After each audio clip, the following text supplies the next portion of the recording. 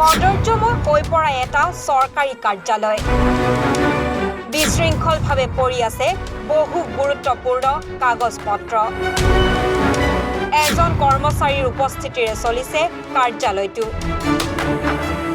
ৰাজ্যৰ ঔদ্যোগিক খণ্ডত এক পৰিৱৰ্তন আনিবৰ বাবে এডভান্টেজ আসাম 2.0 অনুষ্ঠিত কৰিবলৈ ৰাজ্য চৰকাৰে যোজা চলাই থকাৰ সময়তে অসম চৰকাৰৰ এক গুৰুত্বপূৰ্ণ বিভাগ বঙাইগাঁও জিলাৰ অভয়পুৰীস্থিত উদ্যোগ আৰু বাণিজ্য বিভাগৰ সহকাৰী সঞ্চালকালয়ৰ কাৰ্যালয় দীৰ্ঘদিন ধৰি এজন কৰ্মচাৰীৰ উপস্থিতিৰে চলাই থাকিবলগীয়া হৈছে 5 জন কৰ্মচাৰী থকা কাৰ্যালয়টোৰ 4 জন কৰ্মচাৰীয়ে অন্য বিভাগৰ কাৰ্যালয়ত কৰ্মৰত সম্প্ৰতি ধূলিমাকতিৰে কদৰ্যময় হৈ পৰা কাৰ্যালয়টোৰ বহু গুৰুত্বপূৰ্ণ কাগজ পত্ৰ বিশৃংখলভাৱে পৰি থকা পৰিলক্ষিত হৈছে বহু উদ্যোগী যুৱক যুৱতী উদ্যোগ খণ্ডত চৰকাৰী আঁচনিৰ বিষয়ে জানিবৰ বাবে কাৰ্যালয়টোলৈ আহি বিমুখ হৈ উভতি যাবলগীয়া পৰিস্থিতিৰ উদ্ভৱ হৈছে কিয়নো কাৰ্যালয়টোত নাই পৰ্যাপ্ত কৰ্মচাৰী এজন কৰ্মচাৰীয়ে কাৰ্যালয়টোত ৰখীয়া হিচাপে দিনটো হামিয়াই হিকটিয়াই থাকিবলগীয়া হৈছে ঔদ্যোগিক খণ্ডত আমূল পৰিৱৰ্তন আনিব খোজা ৰাজ্য চৰকাৰে এই ক্ষেত্ৰত কি ভূমিকা গ্ৰহণ কৰে সেয়াহে লক্ষণীয় বিষয়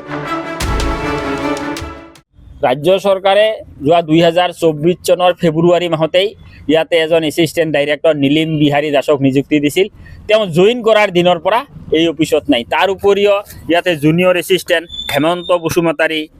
তাৰপিছত আপোনাৰ পিয়ন মৌমিতা পাল আৰু একজন কিবা আছে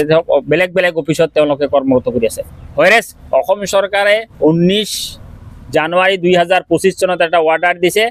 ওয়াৰ্ডাৰ উইথড্ৰ কৰে দিছে যে কোনো থাৰ্ড গ্ৰেড ফোৰ্থ গ্ৰেড বা কোনো এমপ্লয়ি আন বেলেগ অফিসত থাকিব নোৱাৰে অ্যাটাচমেন্ট উইথড্র করে দিছে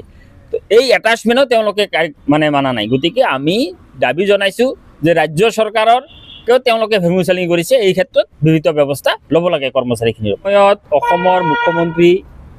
ডক্টৰ হিমন্ত বিশ্ব শৰ্মাই উদ্যোগীকৰণৰ কাৰণে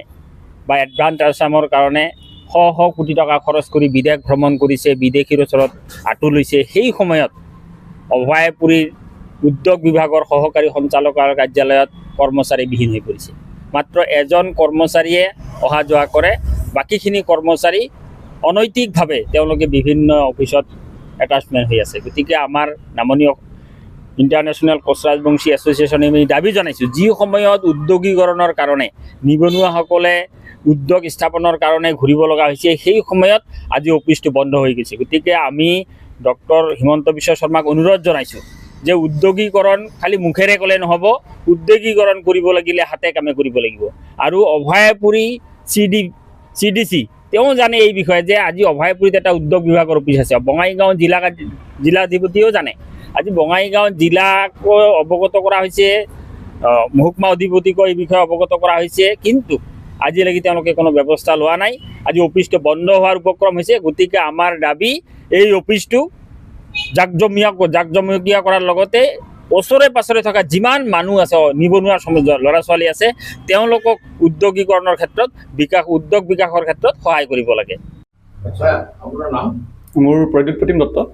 অফিচটোৰ নাম অফিচটো বিভাগৰ অফিচটো ইণ্ডাষ্ট্ৰি অফিচ হয় এইটো আপুনি কি পোষ্টত আছে মই জুনিয়ৰ এছিষ্টেণ্ট আৰু এই অফিচত কৰ্মচাৰী কিমান কৰ্মচাৰীটো বৰ্তমান মই আছোঁ বাকীখিনি আপোনাৰ কিছুমান এটাচমেণ্টত আছে সৰ্বমুঠ আপোনাৰ 5জনমান হ'ব 5জনেই হ'ব আপুনি অকলে চলাই আছে এই অফিচ হয় হয় অঁ কিমান বছৰ ধৰি অকলে চলাই আছে মই অকলে চলা আপোনাৰ 23 ডিচেম্বৰৰ পৰা চলাই আছোঁ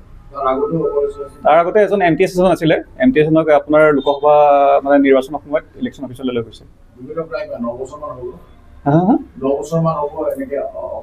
মইতো অকলে আছোঁ এই 23 তেতিয়াৰ পৰা তাৰ আগতেও অকলে এজন আছিলে বুলি কৈছে আৰু মানে চকীদাৰ এজন মানুহে ৰাইজে কাম বিচাৰে কামৰ কাৰণে আহে আপোনালোকে ঋণ প্ৰদান কৰে বা উদ্যোগৰ ক্ষেত্ৰত কাম নহয় আহিলে মানুহখিনি ক'ত যায় ইয়াততো কাম মানে অফিচাৰেই নাই গতিকে তেওঁলোকে মানে বঙাইগাঁৱৰ পৰাই কামখিনি কৰি আছে বঙাইগাঁও হেড অফিচৰ পৰা DIC অফিচৰ পৰা কোনো ধৰণৰ কাম নহয় আগতে এজন SI আছিলে তেওঁ থকা অৱস্থাত হৈছিলে বাৰু তেওঁ VRS ল'লে তাৰপিছত নাই আপোনাৰ এই হেৰিয়া ডিচেম্বৰ। অভয়াপুৰীৰ পৰা ছফিকুল ইছলামৰ ৰিপৰ্ট, এনি ভাৰত 24।